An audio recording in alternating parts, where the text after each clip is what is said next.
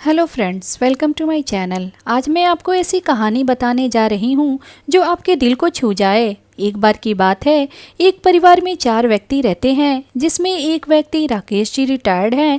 उनका एक बेटा रमेश, रमेश की पत्नी सुमन और उनका एक बच्चा शिवम रहता है। रिटायर्ड व्यक्ति बूढ़ा हो चुका था।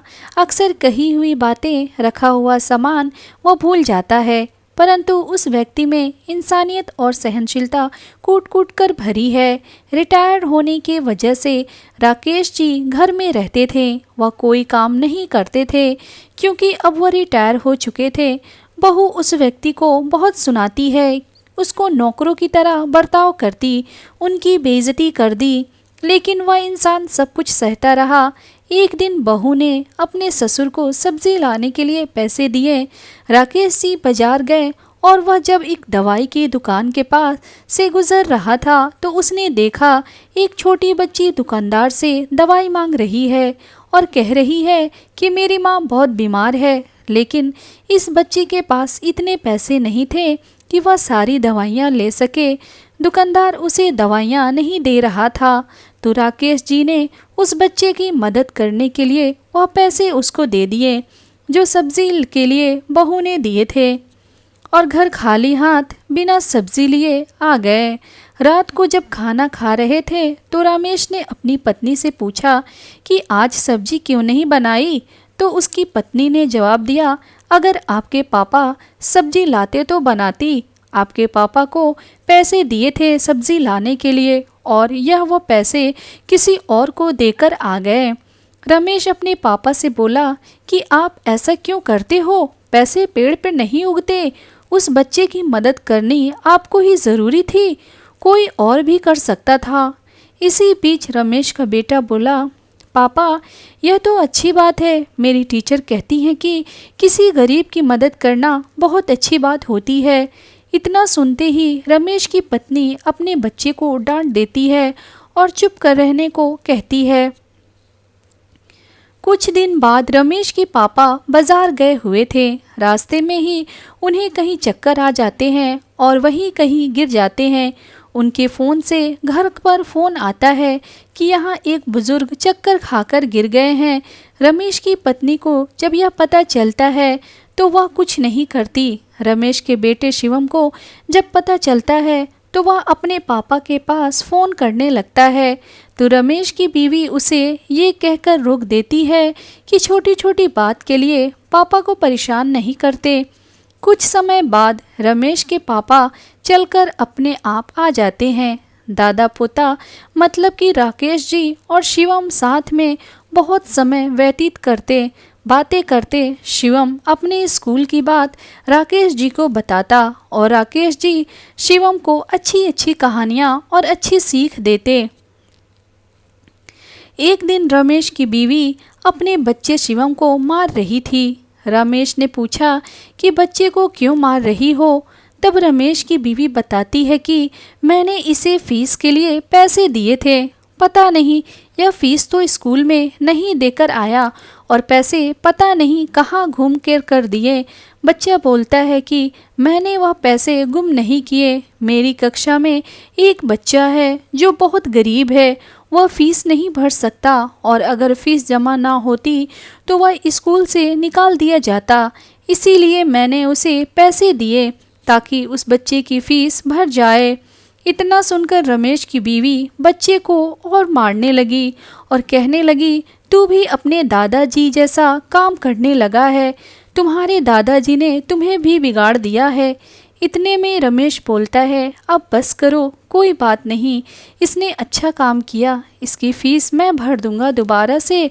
कुछ दिन ऐसे ही बीत रहे हैं। एक दिन रमेश की बीवी अपने ससुर को बिजली का बिल भरने के लिए भेज देती है।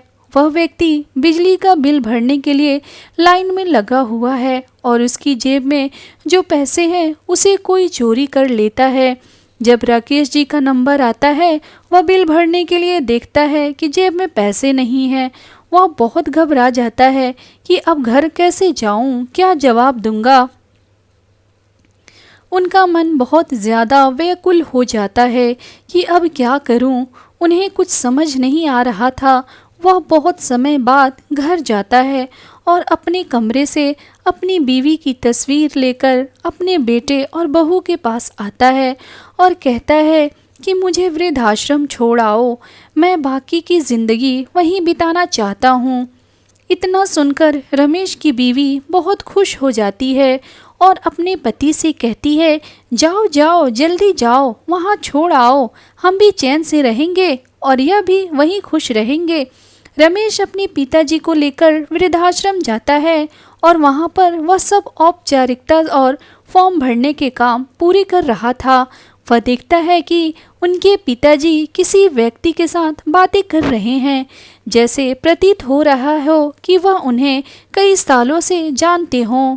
जबकि उनके पिताजी यहाँ पहली बार आए थे, तो रमेश वहाँ के किसी व्यक्ति से पूछता है, यह कौन है जिससे मेरे पिताजी बातें कर रहे हैं। वह व्यक्ति बताता है कि यह यहाँ के मैनेजर हैं। तब उसके मन में बहुत बातें आती हैं कि मेरे पिताजी तो यहाँ कभी आए नहीं, तो वह कैसे जानते हैं। रमेश वहाँ फॉर्म भरकर चुपचाप जाता है और मैनेजर से जाते हुए बात करता है कि आप मेरे पिताजी को कैसे जानते हो। मैनेजर बताता है कि यह एक वृद्धाश्रम के साथ साथ बाला आश्रम भी है और आपके पिता का बहुत साल पुराना नाता है। उन्होंने यहाँ से एक बच्चा गोद लिया था। इतना सुनकर रमेश के पैरों से ज़मीन खिसक जाती है। जब वह घर जाता है तो बहुत दुखी होता है। रमेश की बीवी पूछती है, इतना समय कहाँ रह गए थे? वृद्धाश्रम छोड़ने गए थे या शमशान गए थे? इतना सुनते ही रमेश को गुस्सा आता है। वह अपनी बीवी पर हाथ उठा देते हैं।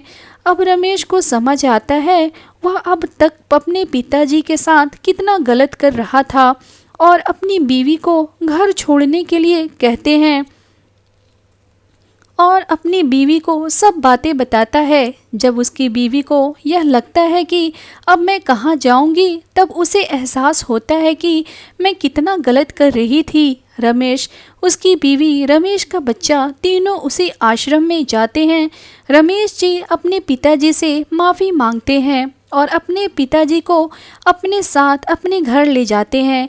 इस कहानी के अंत में मैं आपसे इतना ही कहूँगी कि parents day, mothers day, fathers day के दिन हम सब बहुत सी पोस्ट डालते हैं, परंतु घर में ही अपने माता पिता को खुश नहीं रखते।